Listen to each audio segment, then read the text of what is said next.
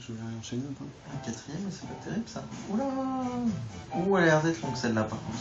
Mais il y a combien de tours? 3-4? Ah ouais, c'est con, on aurait dû la faire là-dessus. Bon, je recommence à zéro. De toute façon, ça sera coupé au direct, non?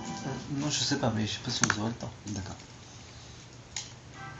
Bon, je fais comme un récapitulatif pour ceux qui prennent en cours. Parce que s'ils viennent sur le début FMTV, ils vont rien comprendre. D'accord. Donc, thèse, antithèse. On fait une synthèse.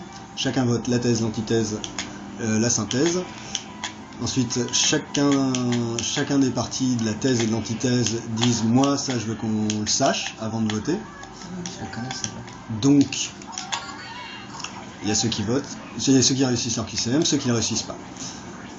Ensuite, on analyse les votes sur la thèse, l'antithèse, la synthèse et même la loi, sur les paragraphes, sur telle phrase ou telle phrase. Ah putain, je vais prendre le train. Et on peut analyser les résultats selon ceux qui ont réussi le QCM, ceux qui n'ont pas du tout réussi, selon les médecins, comme sur le Tamiflu et la fameuse commande de Roselyne Bachot. Par les médecins, qui ont peut-être un mot à dire finalement, à moins qu'ils aient fait des études pour rien, mais bon, qui se remarque. Donc la loi vivante, c'est ça. Donc à partir, voici un modèle.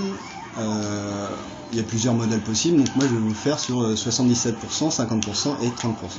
Alors, au bout de 77% des gens qui participent à cette démocratie participative directe, pour reprendre, pour plagier un peu Royal qui avait finalement les mêmes idées que moi à l'époque, sur la démocratie participative, on va dire qu'au bout d'un certain quota, si 77% des gens intéressés par ce sujet sont d'accord, la loi passe.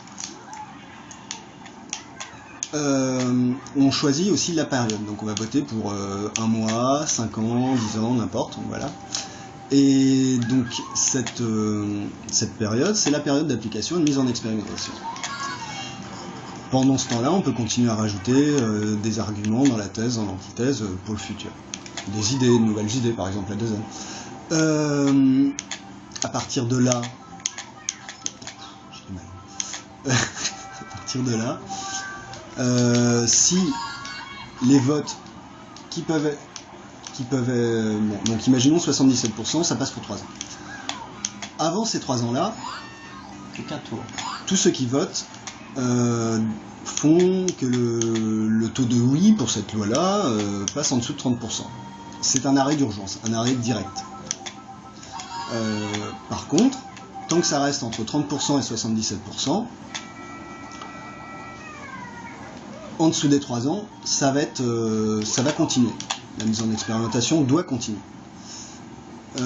Par contre, au bout des 3 ans, si on est en dessous de 50%, eh bien, il faut reprendre le débat, la loi est suspendue, et le débat va décider si oui et les votes vont du peuple, pas de 400 députés ou 400 personnes, soit 0,04% de la population, qui va décider si oui ou non on reprend cette loi. Ensuite, pour les sujets où vous êtes un peu dépassé, imaginons l'écologie, vous pouvez choisir un tuteur comme autrefois, un papa-maman, sur ce sujet.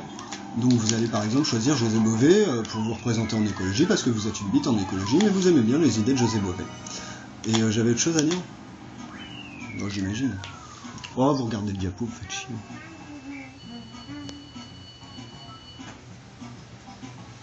Hein, monsieur le journaliste? Oui, oui, tout à fait.